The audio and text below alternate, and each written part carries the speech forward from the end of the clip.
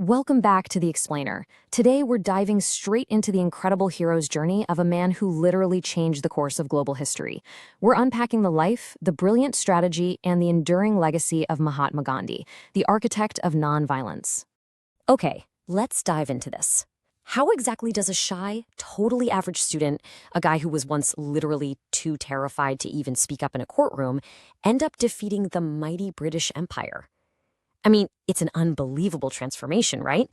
Going from an ordinary youth to the ultimate global icon of peace and civil rights? Here's our roadmap for this explainer.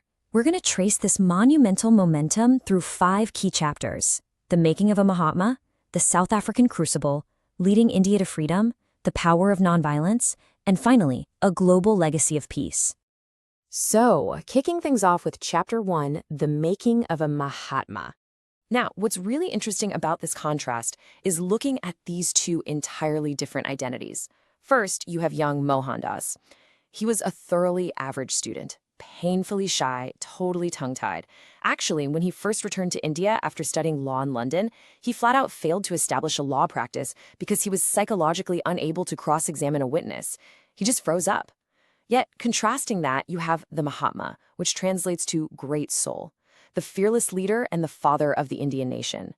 The bridge between those two versions of Gandhi? Well, it all starts at home. Born in 1869, young Mohandas had quite an eclectic upbringing, but he was deeply, deeply influenced by his mother, Putlabai. She was an incredibly pious woman, and her strict religious vows, her immense compassion, and her regular fasting just left this indelible mark on him.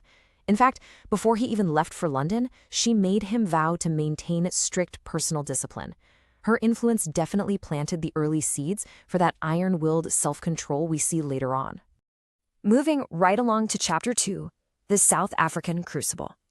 If you ever want to know the exact moment the Mahatma was truly born, you have to look at Pietermaritzburg in 1893. Imagine a 23-year-old Gandhi holding a perfectly valid first-class ticket, getting violently thrown off a train purely because of racial discrimination.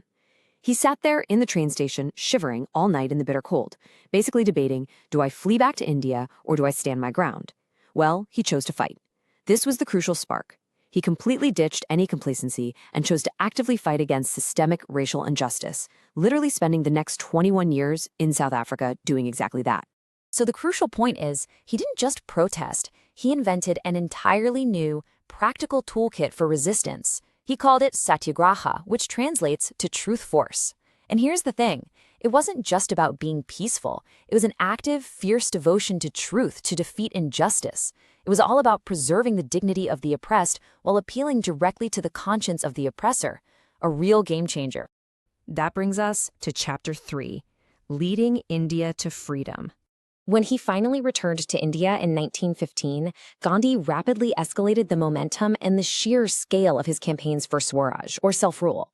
It kicks off in 1917 with the Champaran movement, securing justice for impoverished farmers. Then, by 1920, he launches the massive non-cooperation movement, literally urging millions to boycott British goods in schools. After that comes the world-famous Dandi March in 1930, and finally, the decisive Quit India movement of 1942. Step by step, he was uniting millions of incredibly diverse people into a single, unstoppable political force.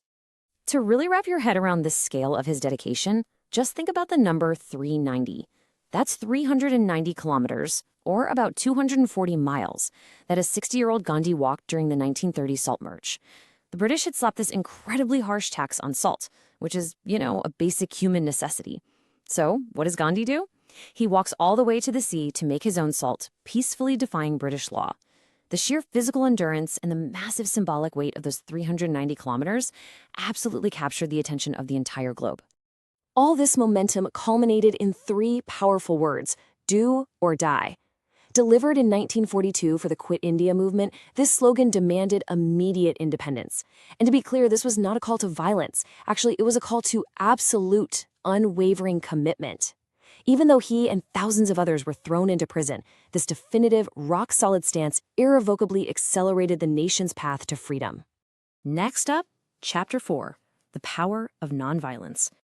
Gandhi's strategy relied on a few core pillars. Obviously, we have truth and nonviolence, but you also have to look at the others: simplicity, self-reliance, and equality. And this brilliantly illustrates how Gandhi didn't just philosophize. He took these abstract ideas and turned them into a highly practical toolkit for driving social change. Take his clothing, for instance. He adopted a simple dhoti and wove his own hand-spun khadi cloth. That wasn't just some aesthetic lifestyle choice. It was a potent economic weapon of self-reliance, or swadeshi. He was intentionally boycotting imported British textiles to empower the rural poor. So how did he actually execute a nonviolent protest? Well, he followed a highly structured 4-step process. Step 1, always investigate and understand the problem firsthand. You have to be on the ground.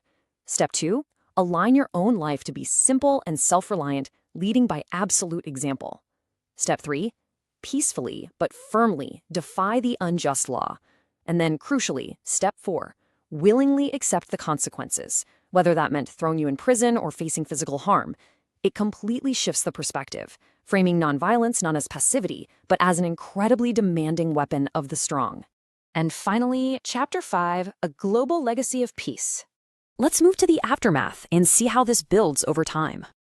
Tragically, Gandhi was assassinated in 1948, just months after India finally won its independence. But his legacy? It completely outlived the man himself. I mean, from Martin Luther King Jr. in the US to Nelson Mandela, the Dalai Lama, Cesar Chavez, Gandhi essentially wrote the modern playbook for civil rights and freedom movements all around the world. The ripple effect is just staggering. His enduring relevance is perfectly captured in one simple, yet incredibly profound demand: be the change that you wish to see in the world. You see, Gandhi didn't just point fingers and ask others to rebel. He transformed his own life first. He's demanding that we take personal accountability for the state of our communities and actually embody the exact values we want to see in others.